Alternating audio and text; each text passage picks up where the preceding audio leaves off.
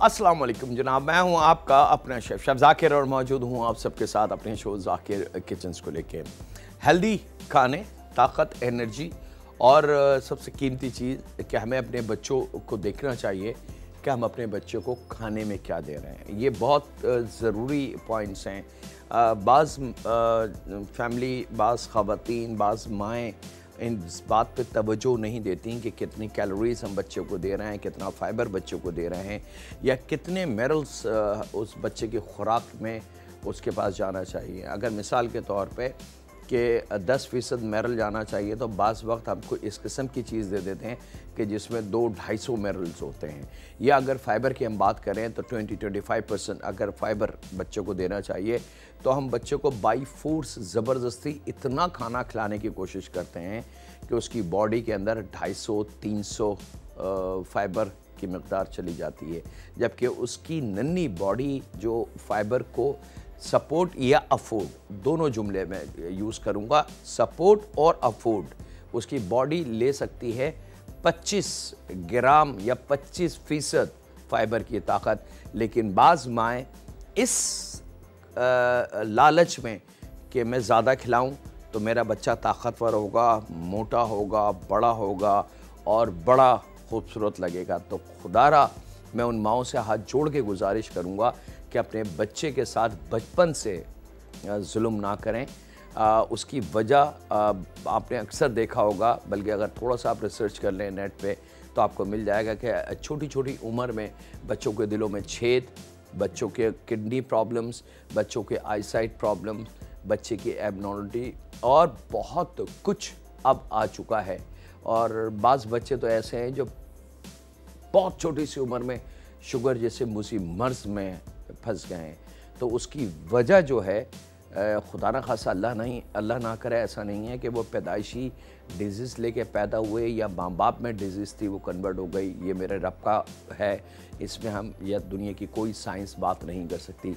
लेकिन माँओं को ख्याल करना चाहिए कि वो अपने बच्चे को खुराक कौन सी देनी है, कितनी देनी है और किस मकदार में देनी है। क्योंकि मैं और इससे आसान तरीके से कोशिश करता हूँ समझाने की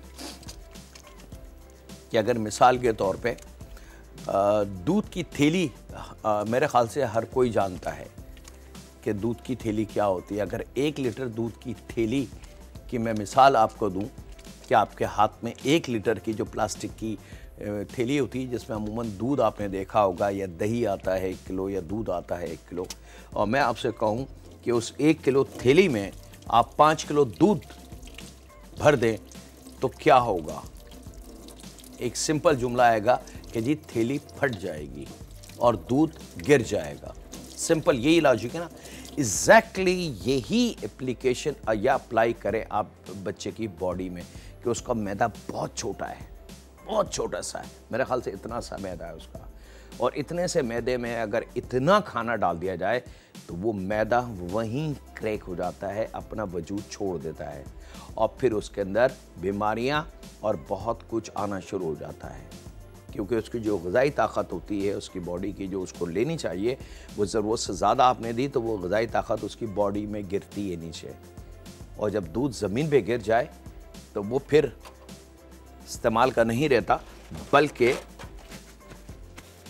ख़राब हो जाता है, नुकसान पहुंचाता है। अगर उसको सफाई ना की जाए तो उसमें से बदबू आने लगती है। एग्जैक्टली अल्लाह ताला ने इंसानी बॉडी का जो सिस्टम बनाया है वो बिल्कुल ऐसी ही है कि बहुत छोटा सा मैदा है।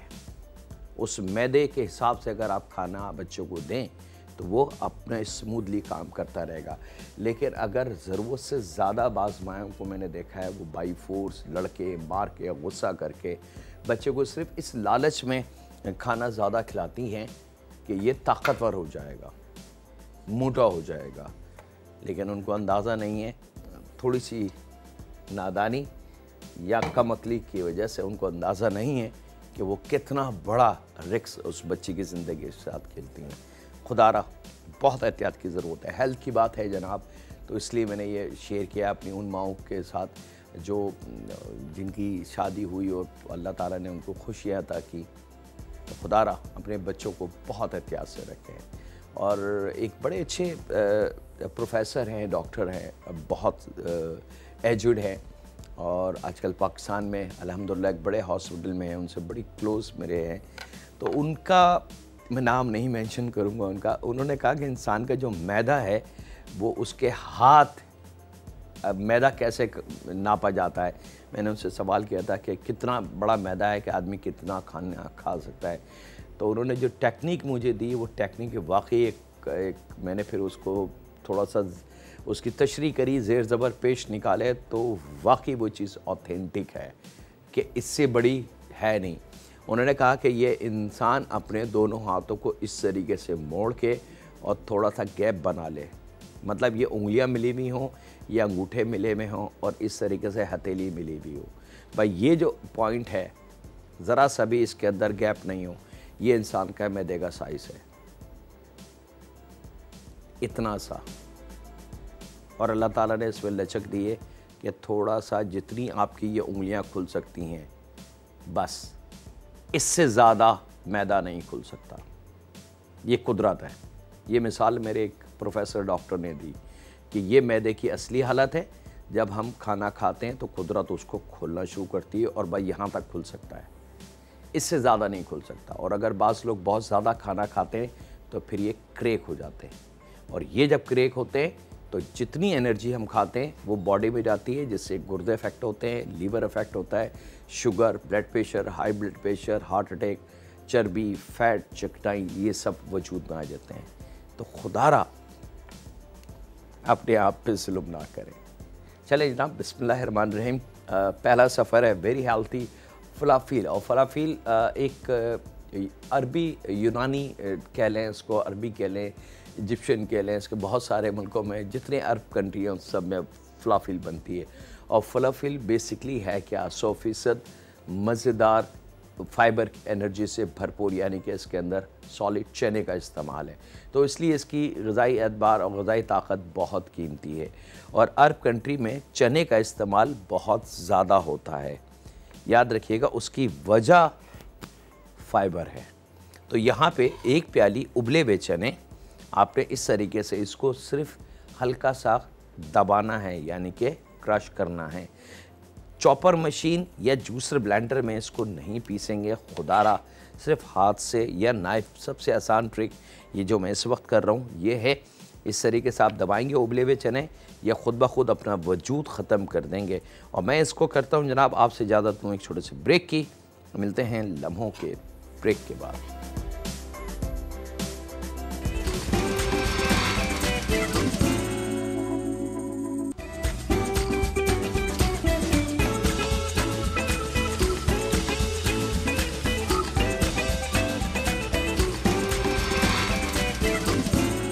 वेलकम बैक जनाब, ब्रेक से वापस आ चुके हैं। यहाँ पे एक प्याली चना या एक पाव चना अच्छा उबला हुआ नरम, वो आपने सिर्फ हल्का सा हाथ से मैश कर लें या नाइफ़ से, जैसे मैंने भी किया था।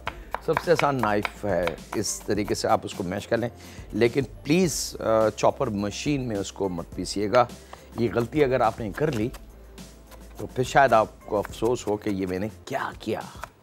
बात चीज़ें ऐसी होती हैं कि आदमी शॉर्टकट के चक्कर में इतना बड़ा नुकसान उसका हो जाता है उन चीज़ों का, उस मटेरियल का, कि फिर वो बड़ी से बड़ी भी ट्रिक अगर उस पर या ताकत लगा ली जाए तो वो नुकसान सही नहीं होता। मिसाल के तौर पे मैं एक जनरल नुकसान का जिक्र कर दूं ताकि आप लोग थोड़े से अलर्ट हो जाएं इन फ्यूचर, कि अगर हम खाना बनाते हैं ग्रेवी वाला, कौरमे की मैं मिसाल दे दूँ कि अगर हम कौरमा बना रहे हैं, कुछ सालन बना रहे हैं ऐसा जिसमें ग्रेवी हमने रखनी है, और हम चूल्हा तेज़ है और हमने जल्दी से उसके अंदर दही फेंटा और डाल दिया, और अगर दही वो फट जाए उस वक्त उस ग्रेवी में, तो वो एंड है। मतलब फिर उस फटे हुए दही को आप सालन से निकाल नहीं सकते।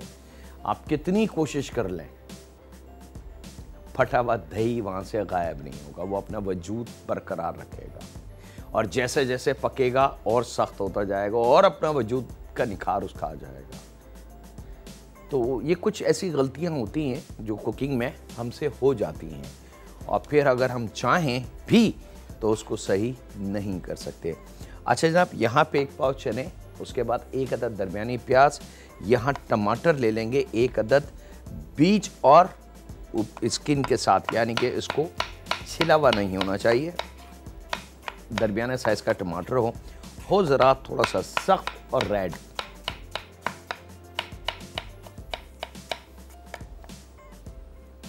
और इसको भी आपने थोड़ा सा छोटा कर लेंगे इसको।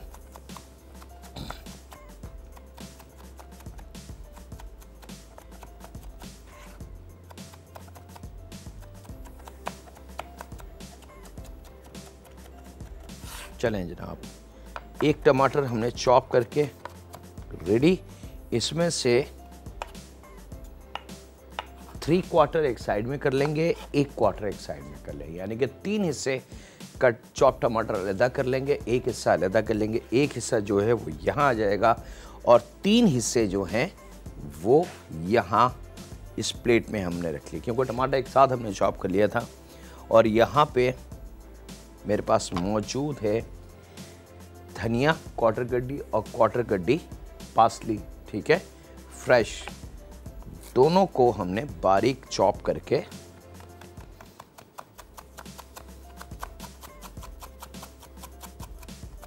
अपने इन चनों में मिला देना है।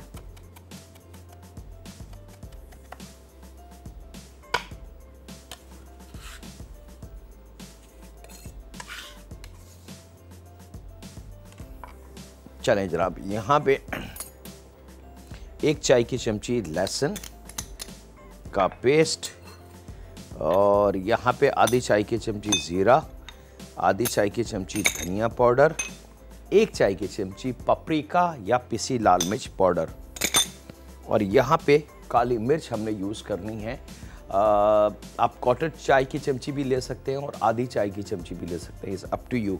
तो 1/4 चाय की चमची या आधी चाय की चमची, थोड़ा सा तेज़ करना है तो आधी चाय की चमची। इसको खूब अच्छी तरीके से पहले बिस्मिल्लाहिर्रहमानिर्रहीम हाथ से मिक्स करेंगे। थोड़ा सा नमक शामिल करेंगे इसमें जायके के हिसाब से, ताकि फ्लफी थोड़े से मज़ेदार हो जाएं। और यहाँ पे 1 अदद अंडा, क्योंकि आप ये शामिल होगा, और इसी में मैं शामिल करूँगा 3 टेबल स्पून के बराबर खुश्क मैदा। और यहाँ अब इसको मैं खूब अच्छी तरीके से हाथ से बाई फोर्स गूंथता हूँ। आपसे इजाज़त चाहता हूँ छोटे से ब्रेक के, मिलते हैं लम्हों के ब्रेक के बाद।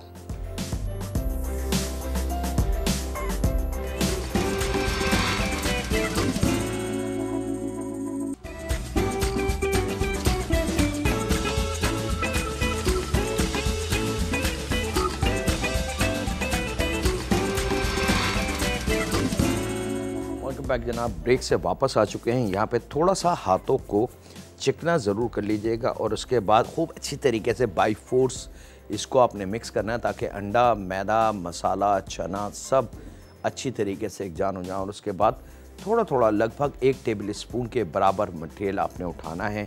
सेंटर हथेली को थोड़ा हाथों को चिकना ज़रूर कर लीजिएगा और इसको आपने हल्का सा इस तरीके से गोल करना है, ताकि अंदर की हवा जो है, ये आप देख सकते हैं कि बिल्कुल गोल कोफ्ता। और दोनों इस तरीके से हथेलियों को दोनों को ऐसे रख के आप जब प्रेस करेंगे, सिंपल, ये आप देख सकते हैं जैसे हम हाथों को जोड़ते हैं, बस। तो ये फ्लाफिल का आपका पैटर्न तैयार है। अच्छा, इसकी मशीनें भी मिलती हैं, इसके क्लिप भी मिलते हैं, ठीक है। यह हाथ का तरीका मैंने आपको बताया। ख़वातीन अगर इसको नहीं करना चाहें तो फिर सिंपल, जैसे हम कीमे की टिकिया या कच्चे कीमे की या शामी कबाब बनाते हैं, वो फार्मूला भी हम अप्लाई कर सकते हैं। इसको इस तरीके से गोल करेंगे और हल्का सा इसको हाथों से दबा के इसको शेप दे लें, ये भी तरीका सही है। एक और तरीका है, वो भी मैं शेयर कर लूँ आपसे, वो चम्मच का है कि आप इस तरीके से चम्मच लें, 1 टेबल स्पून, और ऐसे करके ज़रा सा दबाएंगे, जो एक्सेस माल होगा वो निकल जाएगा, उसको यहाँ से निकाल दें और ये फलाफिल आपका तैयार। ये भी तरीका है। अब ये सारे जो तरीके हैं वो मैंने आपको इसलिए दिखा दिए हैं कि शायद आपको किसी एक स्टाइल में आसानी हो जाए।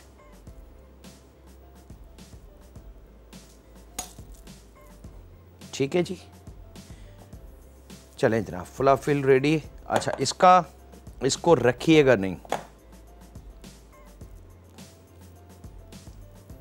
अगर आपने इसको काफ़ी देर के लिए रख दिया तो प्याज जो है, क्योंकि ये कुदरती फैक्ट है, प्याज पानी का जो कुदरती प्याज का अपना पानी है वो उसमें से रिलीज़ होता है, और उस पानी की वजह से ये जितना मिक्सचर हमने बनाया है फलाफिल का, ये बहुत ज़्यादा वाटरी हो जाएगा, और जब बहुत ज़्यादा वाटरी ये हो गया तो फिर ये फलाफिल नहीं बन सकते, फिर ज़रा सा मुश्किल काम हो जाएगा फलाफिल बनाना।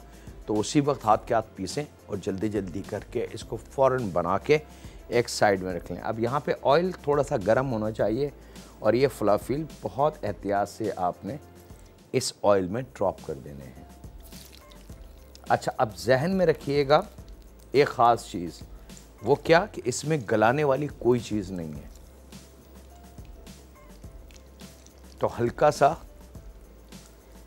फ्राई करना है इसको।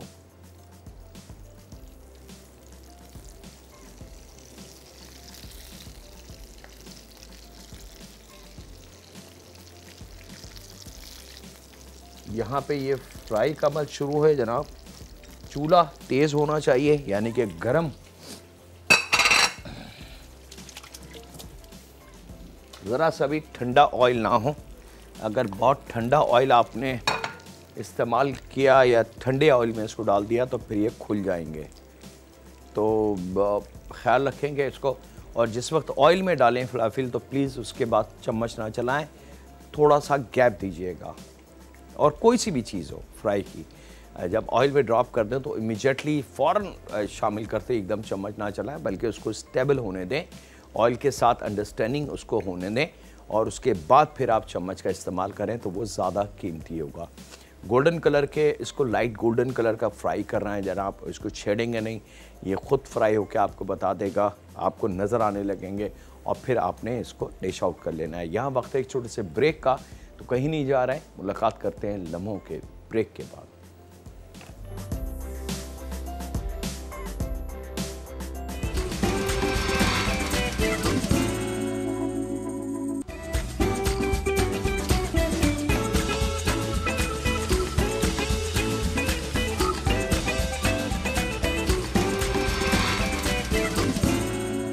वेलकम बैक जनाब, ब्रेक से वापस आ चुके हैं।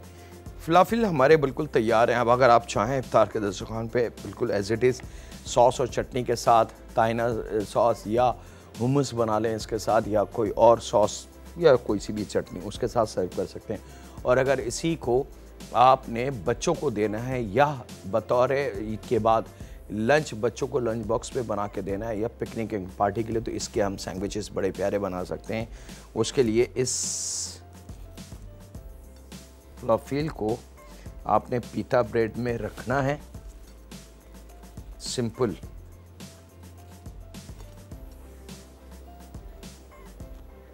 ये लीजिए जनाब, ठीक है, खूब अच्छी तरीके से कटे हुए टमाटर आपको याद होगा वो इसके ऊपर शामिल करेंगे।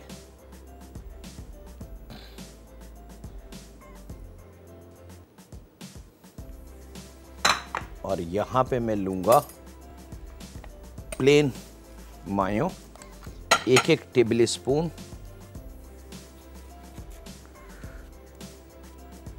इस ब्रेड के जो पिता डबल ब्रेड हमने यूज़ करनी है, तो एक के ऊपर तो हमने फलाफिल और एक के ऊपर हमने इस तरीके से मायो लगा देना है, जैसे हम ब्रेड पे बटर लगाते हैं, सेम वो, लेकिन मकदार थोड़ी सी ज़्यादा होनी चाहिए।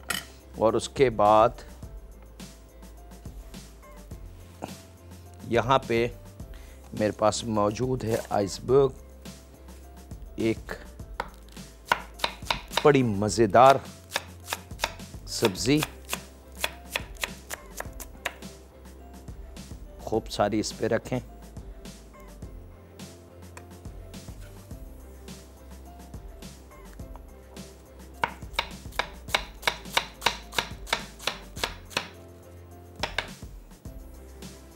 क्वार्टर फूल के बराबर। और ये जो है ये आपने इसके ऊपर ये इसके ऊपर लीजिए जनाब, एक मज़ेदार हेल्दी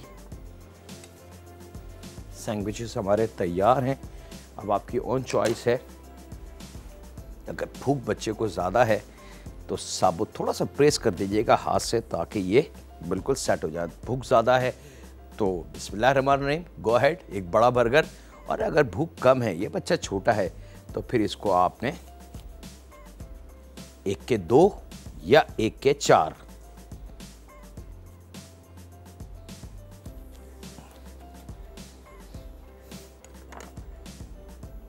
ये मेरी स्क्रीन मेरे हाथ में है, आप दिखा सकते हैं। ये देखें, ये सैंडविचेस बन गए। ये आपकी गेट टुगेदर पार्टी फिंगर जो पार्टीज होती हैं घर के अंदर, या ईद वाले दिन भी आप इसको बना के अपनी डाइनिंग टेबल की जीनत बढ़ा सकते हैं। ठीक है जी, अब हम चलते हैं अपने दूसरे सफ़र की तरफ। और दूसरा सफ़र हमारा वो हमने 4 काटे और इसको 1 के 2 कर लेते हैं। और यहाँ पे ये फ्लफी सैंडविच आ गए हमारे। अब हम चलते हैं अपने दूसरे सफ़र की तरफ। और दूसरा सफ़र है जनाब चीज़ एंड ऑलिव के कॉम्बिनेशन के। हम बनाएंगे मज़ेदार कुछ ख़ास, एक ऐसी चीज़। और यहाँ पे वक्त है एक छोटे से ब्रेक का, लेते हैं लम्हों के ब्रेक।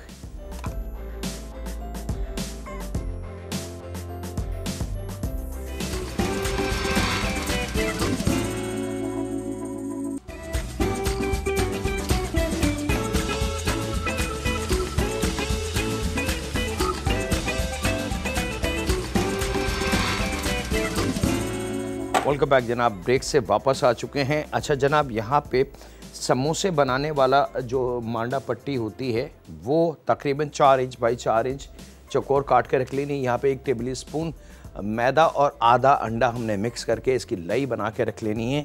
यहाँ पे आधा पैकेट मोज़रेला चीज़ को हमने ग्रेटेड करके रखा है, उसमें आधी प्याज चॉप करके शामिल करेंगे, 1 हरी मिर्च चॉप करके शामिल करेंगे, ऑलिव जैतून हरे वाले तकरीबन 4-5 दाने इनको चॉप करके शामिल करेंगे। और लहसुन के अगर बड़ा है तो 1 जब्बा, अगर छोटे हैं तो 2 जब्बे खूब अच्छे बारीक चॉप करके ये शामिल करेंगे। इसी में 1/4 चाय की चमची काली मिर्च पाउडर और बहुत थोड़ा सा हल्का सा नमक, ये शामिल करके इसको हमने मिक्स कर लेना है खूब अच्छी तरीके से।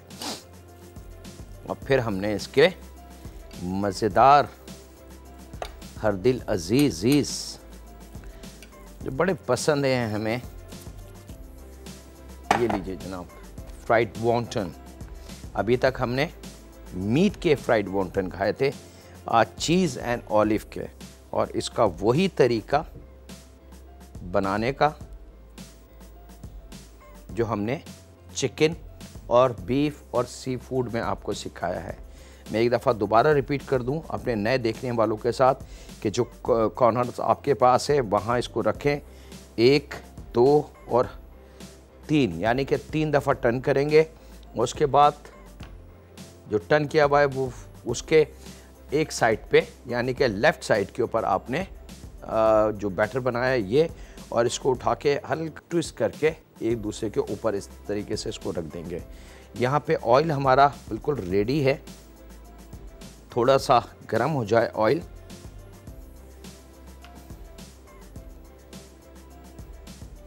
तो चीज़ एंड ऑलिव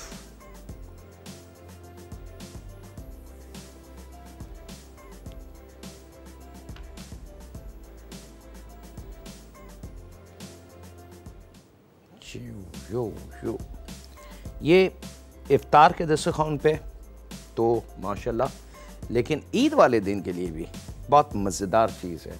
एक थोड़ी सी यूनिक, थोड़ी सी ऐसी कि बहुत ज़्यादा ख़र्चा भी नहीं है इसमें, बहुत हल्का सा माइनर सा ख़र्चा है, लेकिन इसकी लुक प्लेटर पे बड़ी कीमती आपको नज़र आएगी। ऑयल जब रेडी है जनाब तो ये पीस आपने शामिल कर दिए हैं यहाँ पे। मैं इसको रोक लेता हूँ क्योंकि मेरे पास टाइम की कमी है, ये ना हो कि मैं बातों बातों में काम मेरा ख़त्म हो जाए और मैं आपको इसकी लुक भी ना दिखा सकूं। ऑयल थोड़ा सा तेज़ होना चाहिए और इसको आपने गोल्डन फ्राई करके अगर रोज़ों में बनाना है तो इफ्तार का दस्तरखान वेलकम, उस पे जा सकते हैं। और अगर ईद वाले दिन हैं तो क्या बात है जनाब, बना के एक ट्रे बना के रात में या एक दिन पहले रख दें फ्रिज में, और ईद वाले दिन सिर्फ जैसी मेहमान आपके पास घर में इंटर हों, आपने गरम तेल हो, मतलब ऑयल रेडी होना चाहिए, चूल्हा खोलें, तरह से ऑयल गर्म हो, ये 6, 8, 10 पीस डालें, साथ में चाय, कॉफ़ी, कोल्ड ड्रिंक, शरबत, जूस जो भी आपने सर्व करना है वो, उसके साथ आपका एक मज़ेदार, एक सेवरी सी नमकीन मज़ेदार चीज़, वो भी चीज़ के साथ हाजिर है आपके फैमिली और दोस्तों के लिए। यहाँ पे वक्त मेरे हाथ से ख़त्म हो चुका है जनाब,